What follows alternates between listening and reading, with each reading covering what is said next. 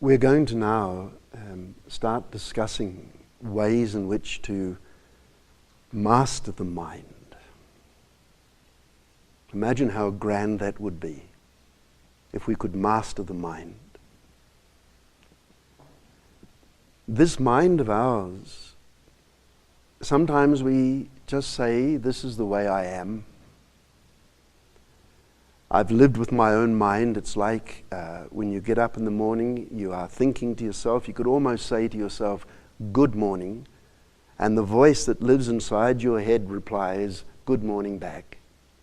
What I mean to say is that we are so familiar with our own individual minds that we've got to a point, I think, where we feel this is the way I am. How can I change? Sometimes I'm a nice person or a grumpy person or this or that, but this is me.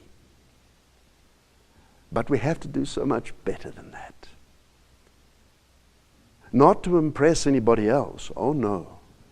We have to be better than that for our own individual benefit. The depth and the breadth and the capability of our own mind is extraordinary. 3 of the world's greatest teachers have laid immense emphasis on the mind. As you think, so you will become, Lord Buddha. As you sow, you will reap, Jesus Christ. Your mind is the cause of liberation or bondage, Lord Krishna. They put so much emphasis on it. Why?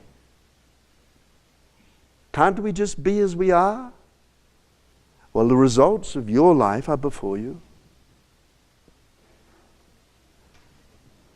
Sometimes when you're on a boat out in the ocean, if you knew how many fathoms deep you were sitting on water of 3 miles of water beneath your feet, you think, my goodness, all of that's underneath me. Sharks, jellyfish, all kinds of things. Similarly, the depth of our mind, the capability, very few of us measure or understand it. And so these 3 great sayings are, first of all, an encouragement. Listen, you have the mind. You can achieve. But it's also a warning. Because this is a tremendous power, and if you misuse it, don't understand it, then you can get yourself into deep trouble. You see, our past, our present, and our future are linked by our thoughts. How we have thought in the past is determined how we are today, and how we are thinking today determines our tomorrow. The philosophies that come out of the Bhagavad Gita, also known as the Yoga Darshan, the Yoga Shastra, the scripture of how to unite the self with the divine energy, explains that you've had many past lives, and how you are born today. What are your circumstances, which parents, the health of your body, the wealth and so on that you are born into. So many things, and we will, in these series, talk about that in more depth. And the driver of this life force, of what happens to us individually, is the mind. The intellect. You know, every decision that you make is dependent on what your intellect decides. In the Bhagavad Gita, there's the example. You have the chariot, you have the charioteer, you have the passenger, you have the white horses. And in this analogy, the white horses They are the five senses. The chariot is the human body. The charioteer that sits up the front of the carriage, holding the reins in his hand, which determines the speed, stop, go, turn left, turn right. That is the charioteer, because the reins are yoked to the horse's necks, the senses. But in this carriage sits the Atma, the soul. And the soul, being the passenger, has to go wherever the charioteer determines, because the charioteer is the intellect. I think we should go fast. I think we should stop. I think we should be cautious. I think we should go left and right. I think we should go over and see a movie. I think we should go and visit Auntie Joe, or Uncle Joe, I should say. Auntie Joe. Could be Josephine. In other words, your mind determines where you go and what you do and what experiences that you have and how you react to the experiences.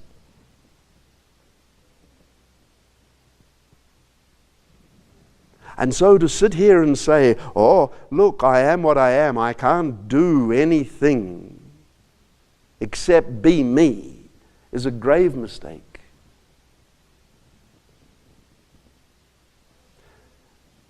Again in the Gita, Arjuna is informed by his Guru and Lord, Sri Krishna, meditate on me, come to me, fix your mind on me, and I will take you across the wheel of birth and death and give you the supreme experience, the supreme potential of the union, the yuj, the yog, the union of the Atma with the Paramatma, the divine nature. And Arjuna says, how can I do that? You know, my mind is vehemently powerful. It is like the wind, it'll blow in any direction. I can't control it.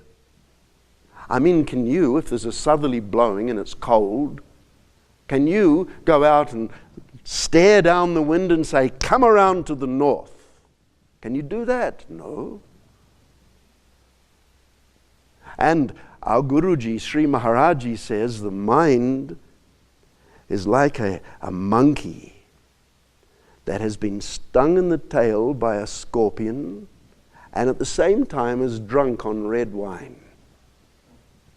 Imagine such a monkey, so skitterish, chanchal as they say, fickle, all over the shop. So, Sri Maharaji, our Guruji, and in the Gita it says, Arjuna explaining, I can't control the mind, it's totally out of control.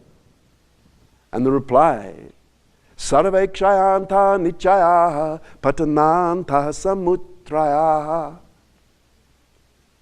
Arjuna, I know very well that the mind is unruly.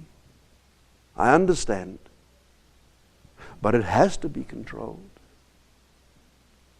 You have to yoke it. You see, the mind reports to the intellect, the buddhi. And your intellect has to control the mind because the mind then controls the senses and the body. And you can achieve the great heights of spiritual dimension, of realization, if you can get your mind under control. It can be done. How?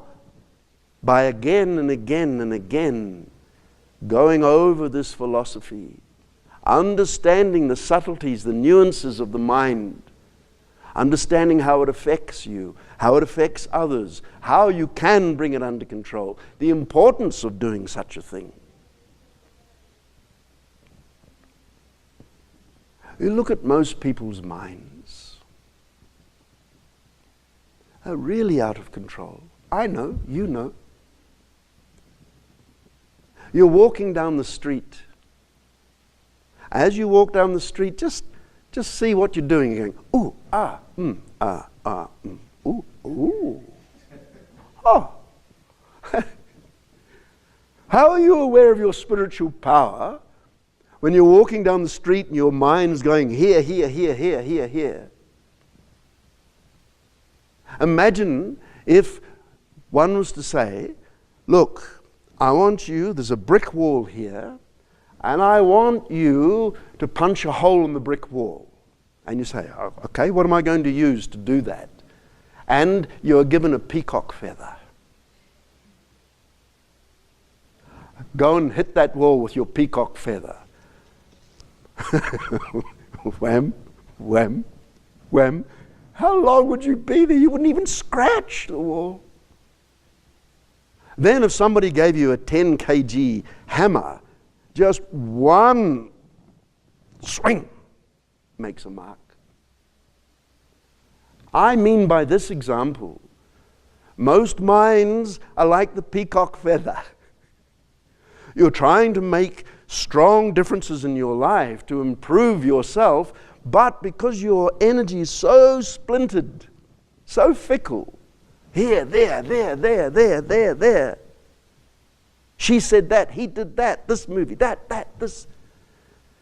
That you are trying to make progress in improving yourself with a peacock feather against a brick wall. Imagine the sun shines and you've got a magnifying glass. And you take that magnifying glass and you channel the sunlight through the glass so that you get a laser-like beam that can set fire to wood. That perhaps could make a whole forest on fire just by that simple focus and concentration. And now bring it back to the mind. Imagine if you had the ability to master your mind to such an extent that the wise ones, the guru, the rishi, the mahapurush, the saint, the sage, says to you, put your mind here and release your spiritual power and realize your true potential. Imagine. Similarly, it can be done if you but respect the power of the intellect. You see what we as a human race has achieved. From wearing clothes of bark in the forests and living in a mud hut, we have slowly and steadily progressed to the point where we can now go into space, where we can look at our mobile phones and do a FaceTime or a Skype with someone on the other side of the earth. Such ability we have through understanding and intelligence. What do people do with a mobile phone today? Be home in 5 minutes. Huh? Get some milk? Okay. Ooh, I wonder what's on CNN. I have a look. I better look at FaceTime.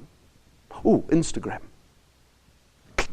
Selfie. Aren't I gorgeous? I'll send it to you. Now, this is community stuff. I get that. But this element of life, of being comfortable with each other and communicating, fine. But don't make this the end game. Don't think to yourself, that's why I'm in this human body. That's what my mind is for, to peruse Facebook or Snapchat or whatever it might be. Don't think that's your end game. It's not. And so, as per the teachings of my Guruji, of the Vedas, of the Gita, the Mahabharata, and so on, we need to learn how to master the mind, how to use it for our benefit. And so the first lesson today is understand what we need to do, in the sense that we are far away from mastering our mind. So make the decision, okay, I will sign into this. I will follow the journey.